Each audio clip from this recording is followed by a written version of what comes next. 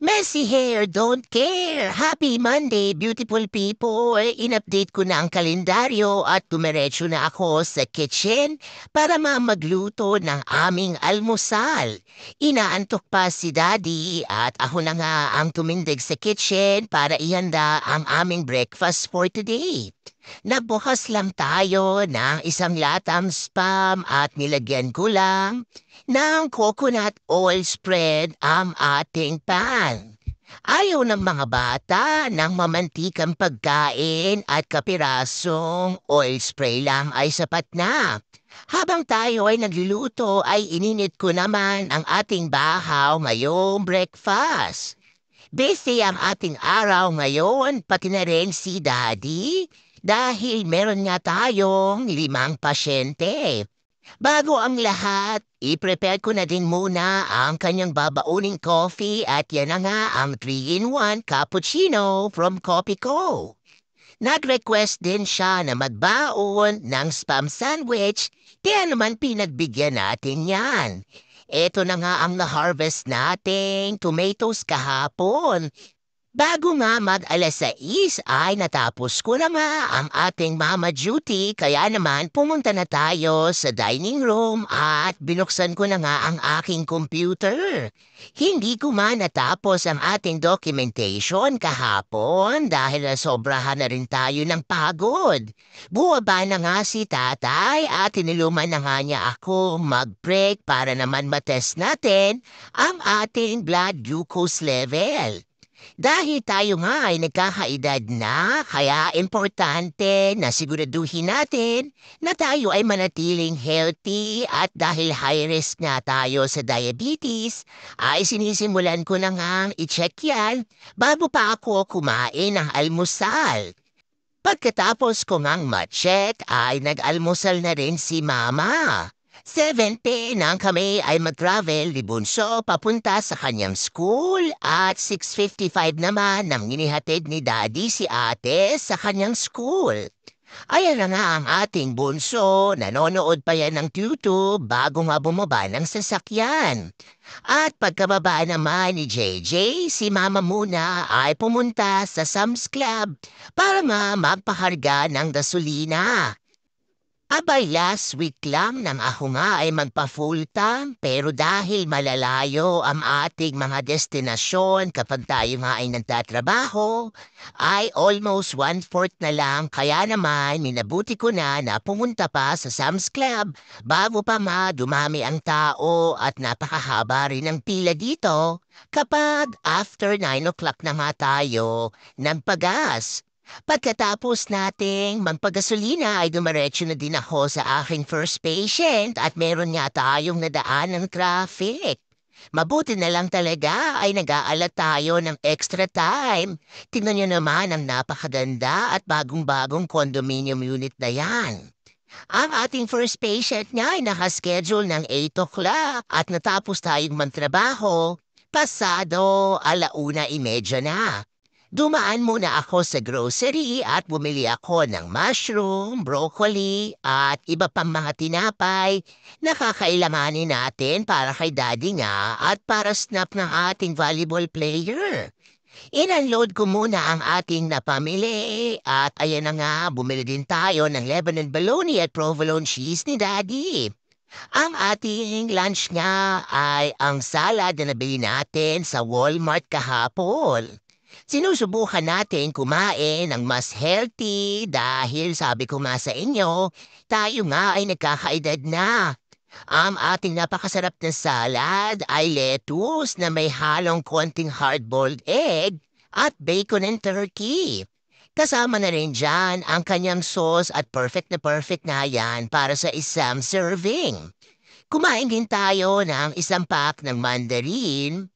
Maaga pa akong umalis dahil ako nga ay pumunta muna sa Chick-fil-A at sa McDonald's para madalahan si ate ng kanyang dinner. Ngayon ang first day ng game ng ating junior varsity at eto naman ang kanyang performance. Panoorin niyo muna at talaga namang nakaka-proud.